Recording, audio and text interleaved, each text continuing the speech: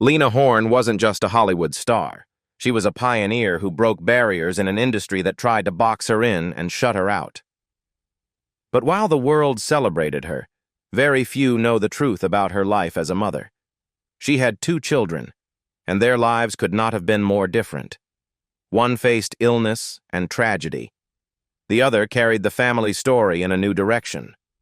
So what really happened to Lena Horne's 2 children? And what fate separated them forever? Stay tuned to find out. Lena Horne's journey didn't begin under Hollywood's dazzling lights. It began in Brooklyn, New York, with instability woven into her life from the very start. She was born on June 30th, 1917, to Edwin Fletcher, Teddy Horne, and Edna Scottron. On paper, her father was a banker. In reality, he was also a compulsive gambler. When Lena came into the world, Teddy wasn't even at the hospital. He was out at a dice table, gambling with the money that was supposed to pay for her birth. The story lingered in Lena's memory as a symbol of his absence, a reminder that his interests often came before his family. Her parents' marriage quickly unraveled. By the time Lena was 3, Teddy had walked out of her life completely. Not long after, her mother left too. Edna was beautiful, ambitious, and determined to become an actress, but motherhood was never her priority. Instead of nurturing her daughter, she chased her own career and left Lena behind. With both parents gone, it fell to Lena's grandmother, Cora Calhoun Horne, to raise her. Cora was a formidable woman, an educator, activist, and one of the first black suffragists in Brooklyn. She became Lena's anchor, introducing her to the world of civil rights and enrolling her in the NAACP before she was even out of diapers. Cora's influence planted in Lena a sense of pride and responsibility that would stay with her for life. But even with her grandmother's care, Lena's childhood was far from stable. When Cora died, Lena was only 15. Suddenly unmoored, she was passed from one relative to another, never staying long enough to feel secure. Her mother drifted back into her life, but not out of affection. As Lena's daughter, Gail Lumet Buckley, would later write, Edna seemed to reappear mostly to spite her mother-in-law, not to truly reconnect with her daughter. The relationship between Lena and her mother remained strained and cold. Edna had wanted a son, not a daughter, and she never hid her disappointment. Lena grew up acutely aware that she could not depend on the people closest to her. By her teens, she had already internalized a harsh truth.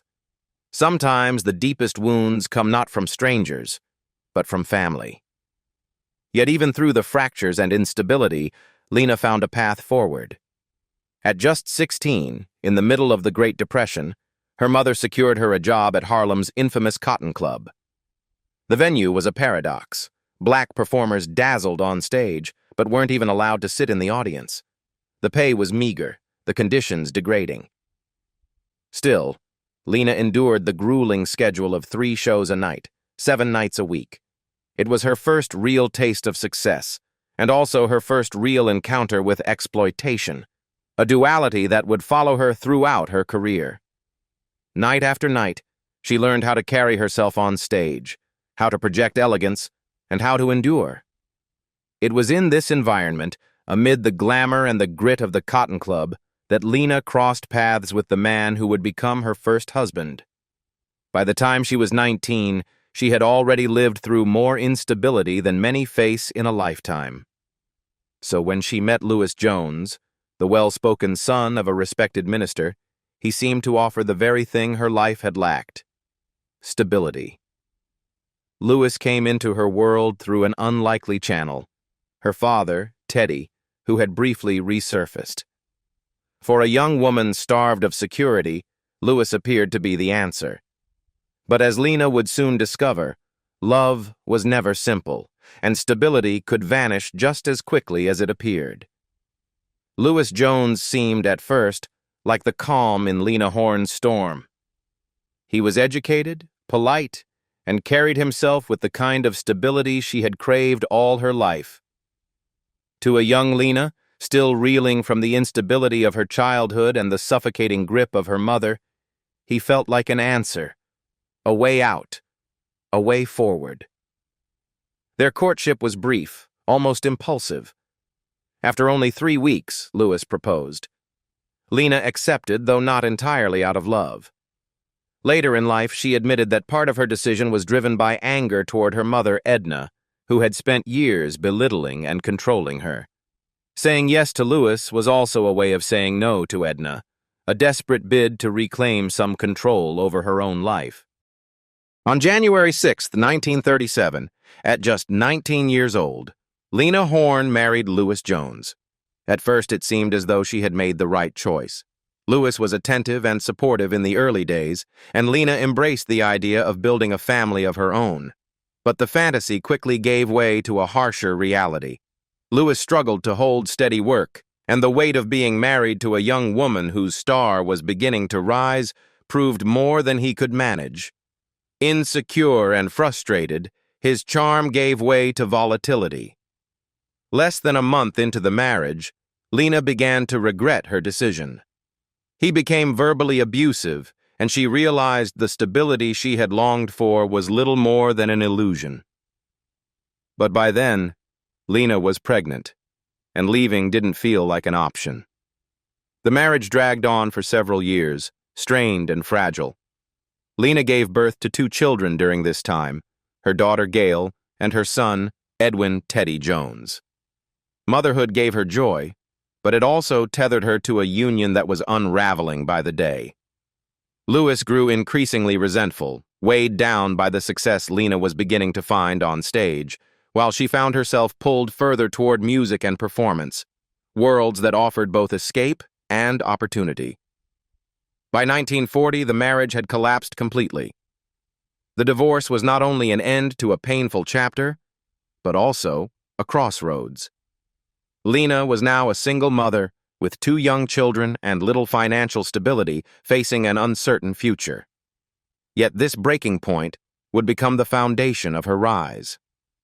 Determined to support her family, Lena accepted a position with the Charlie Barnet Orchestra, one of the first white swing bands willing to hire a black singer. It was a bold step, but one fraught with humiliating challenges. On tour, Lena was never treated as an equal.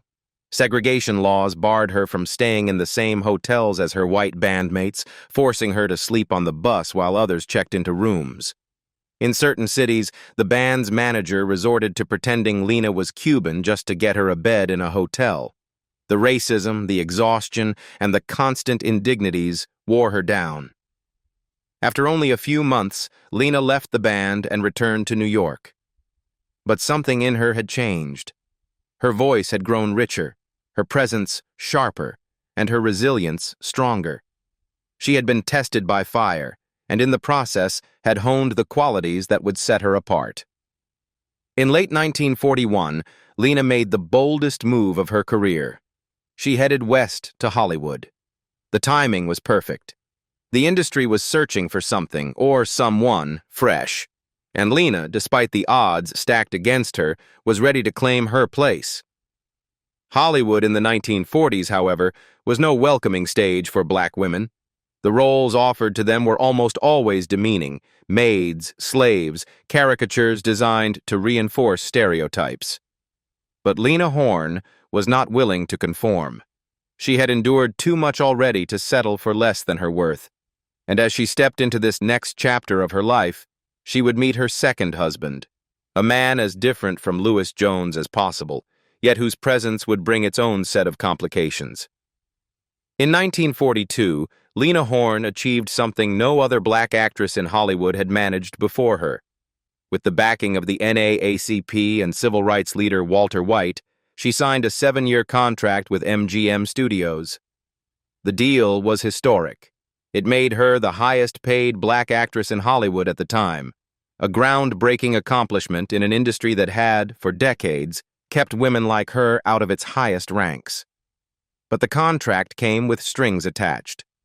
MGM, careful to protect its white Southern audience, insisted that Lena avoid the stereotypical maid and servant roles that black actresses were usually confined to. On the surface, it looked like a victory. Lena herself had always refused to play such parts. Yet the reality was more complicated. By refusing those roles, she was left with very few alternatives.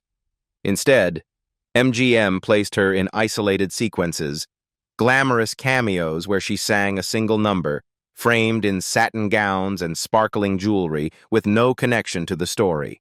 These roles, deliberately designed, could be cut when films were distributed to segregated theaters in the South. It meant that Lena was present in Hollywood films, but never fully part of them, always showcased, never integrated. Even her appearance was controlled. Studio makeup artists developed a special foundation called Light Egyptian to darken her complexion just enough to market her as exotic, but not enough to fully acknowledge her as black. Off-screen, the confusion persisted. White audiences asked endlessly, "Is she black? Is she white?" MGM executives encouraged the ambiguity, even suggesting she pass as Latina to make her more acceptable in certain markets. Lena despised this forced masking, but she endured it. Later, she would reflect with biting clarity.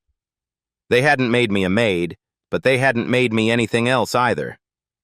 It was during this tense, contradictory period in her career, celebrated on one hand, restricted on the other, that Lena crossed paths with Lena Horne. Horne, a white Jewish composer and musical director at MGM, had earned a reputation as one of the studio's most respected figures.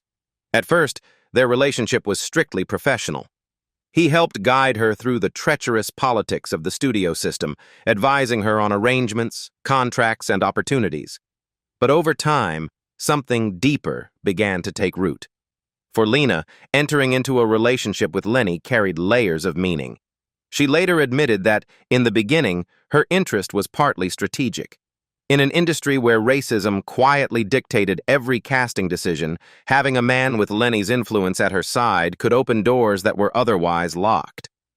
Yet what began as a calculated partnership gradually transformed into something real. Their professional connection evolved into companionship, and then into love, messy, complicated, and undeniable. For the first time in years, Lena found herself drawn to someone not just for what he could offer her career, but for the steadiness and respect he gave her as a woman navigating a world determined to limit her. There was just one problem.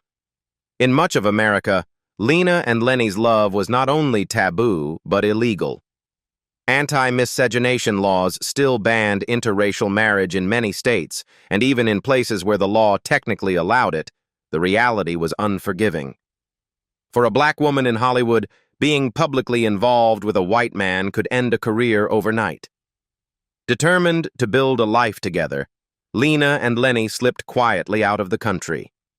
In December of 1947, they flew to Paris, far from the gaze of Hollywood columnists and the reach of American laws, and married in secret.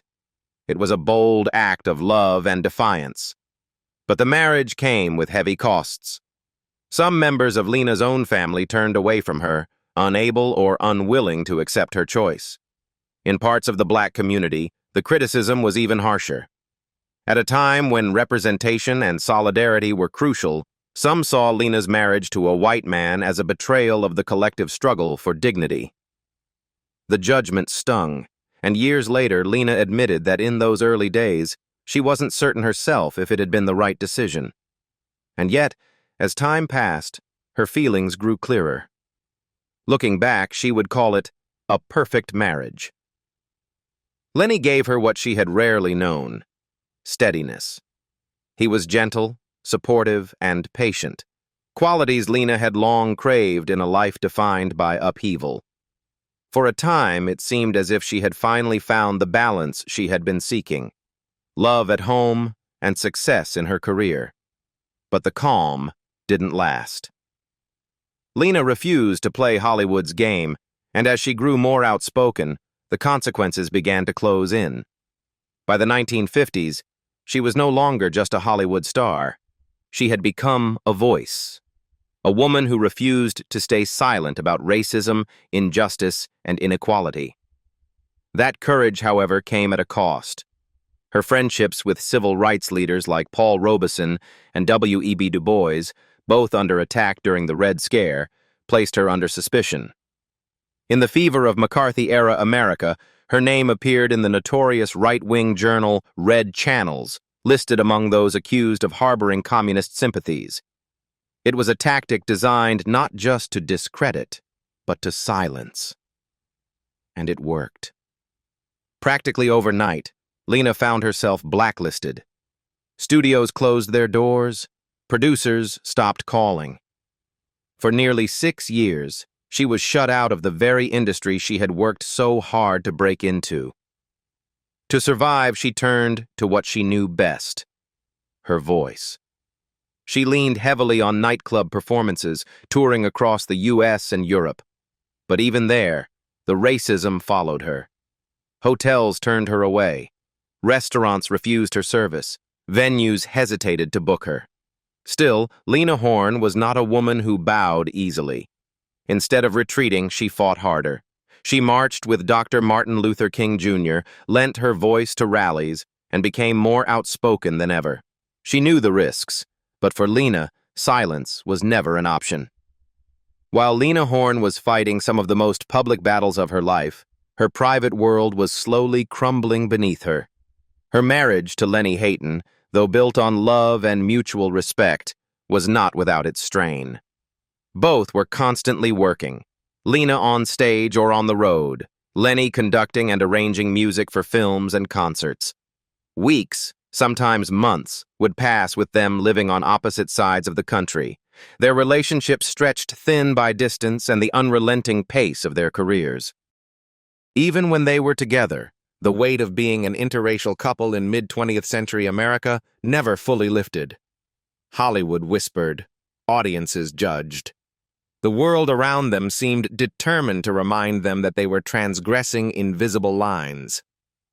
Lenny supported Lena's activism, but the pressure of living under constant scrutiny left its mark. Then, in the early 1970s, Lena's life was struck by a wave of personal tragedies that nearly destroyed her. In 1970, her only son, Edwin Teddy Jones, the child from her first marriage, died of kidney failure at just 30 years old. Teddy had been fragile his entire life, both physically and emotionally. Growing up was never easy for him. His father, Lewis Jones, had been absent after the divorce, and his mother, though deeply loving, was consumed by her career, her activism, and her own survival in a world stacked against her. Teddy carried the weight of being Lena Horne's son, a shadow that often left him struggling to define his own identity. He wrestled with feelings of abandonment, of never fully belonging anywhere. His untimely death shattered Lena. She would later say it was a wound that changed her forever. But grief didn't come alone.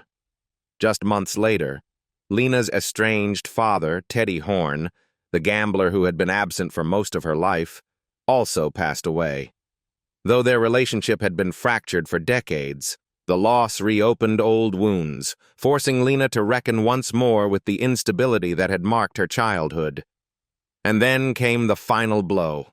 In 1971, her beloved husband, Lenny Hayton, the man who had given her steadiness and love when she needed it most, died suddenly of a heart attack. Within just 15 months, Lena lost the 3 men who had defined her personal life: her son, her father, and her husband. Years later, speaking to Ebony magazine, she reflected on that devastating period. "At first, I thought, this is it. This is the end of me," she said. "But I realized their dying sped up my training. It made me stronger. It made me face everything I'd been avoiding for years." For a time, though, grief consumed her. She withdrew almost entirely from public life. Stages went dark, studio calls went unanswered, and Lena retreated into silence. The woman who had once commanded nightclubs, Broadway, and Hollywood screens seemed to vanish. And yet, Lena Horne was not someone who stayed down for long. Slowly, painfully, she began to rebuild, not just her career, but herself. Through it all, one constant presence remained: her daughter, Gail Lumet Buckley. Unlike her brother, Gail had chosen a very different path. She turned away from Hollywood and the glittering spotlight, instead carving out a life defined by her own terms. Having grown up watching her mother adored by millions, yet isolated, criticized, and worn down by the endless demands of fame, racism, and activism, Gail sought another way forward. While Teddy had struggled with the instability that came with being Lena Horne's child, Gail leaned into history, writing, and truth-telling. She became a journalist and historian, determined to understand not only her own family, but also the larger story of Black America. In 1986, she published The Hornes, An American Family, a groundbreaking work that traced her family's journey from slavery in the Deep South, through their prominence during the Harlem Renaissance, and into the glare of Hollywood. In its pages, Gail spoke with honesty. She revealed painful truths about her grandmother Edna's selfishness, about Lena's emotional distance at times during her childhood, and about the heavy personal cost of Hollywood success. And yet, despite those truths, her bond with her mother deepened, especially after the devastating losses of 1970 and 1971. Where Lena had once been the protector, Gail now became the anchor, helping to carry her mother's legacy and ensuring that the Horne family's story would not be lost to history. As Lena stepped back from the stage in her years of grief, her daughter Gail quietly emerged as not just a daughter, but a guardian of the Horne family's legacy. While Lena had lived her life under the glare of the spotlight, Gail chose a path away from Hollywood's cameras, carving out a voice rooted in history, writing, and truth. Her personal life connected her even further to the world of art and storytelling. Gail married the acclaimed film director Sidney Lumet, a towering figure in American cinema best known for classics like 12 Angry Men, Dog Day Afternoon, and Network. Their marriage linked two powerful creative legacies: Lena's fight for representation and Sidney's brilliance in filmmaking. Together, they had children, including Jenny Lumet, who would later step into her own voice as a screenwriter. Jenny's work, most notably the critically acclaimed Rachel Getting Married, 2008, as well as her later success as a television producer and writer, proved that the Horne-Lumet family's influence on storytelling had not only endured, but evolved with new generations. Unlike her brother Teddy, whose life was cut short at just 30 years old, Gail managed to build a life that honored her family's past while also freeing herself from its heaviest burdens. She carried forward Lena's legacy, but on her own terms, through books, essays, and historical reflection, rather than songs and stage lights. For Lena, however, the tragedies of losing her son Teddy, her estranged father, and her beloved husband Lenny, within such a short period marked a clear line between before and after. Yet remarkably, from that grief rose one of the most powerful comebacks in entertainment history. By the mid-1970s, Lena returned to the spotlight with a renewed sense of purpose and clarity. In 1974, she graced Broadway alongside Tony Bennett, proving that her voice and presence had lost none of their magnetism. In 1978, she appeared in The Wiz, the beloved reimagining of The Wizard of Oz with an all-black cast, further solidifying her place as both an entertainer and a symbol of cultural pride. Then, in 1981, Lena delivered what many consider the defining performance of her career. Her one-woman Broadway show, Lena Horne, The Lady and Her Music. The show wasn't just entertainment, it was autobiography. For the first time, Lena wasn't a glamorous cameo or a Hollywood illusion designed for the white gaze. She was telling her own story, raw, unfiltered, unapologetic. Audiences responded with overwhelming love. The show earned her a Tony Award, toured internationally, and became a landmark of Broadway history. Lena would later say that the pain of losing the three most important men in her life had changed her forever.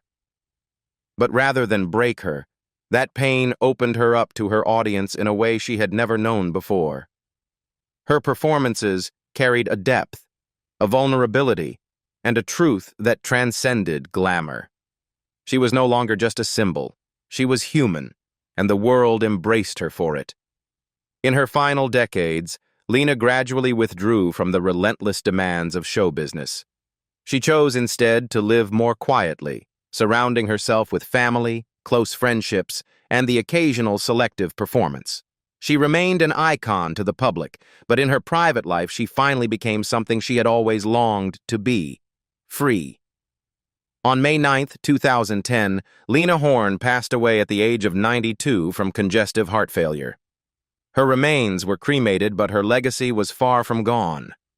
It lived on not only in music and civil rights history, but also in the family she left behind.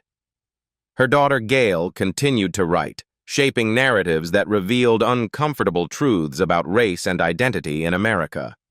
Her granddaughter Jenny carried the torch of storytelling into a new century, using film and television to speak to audiences worldwide. On July 18, 2024, Gail Lumet Buckley died at her home in Santa Monica. She was 86 years old, and her daughter, screenwriter and producer Jenny Lumet, confirmed the cause was heart failure.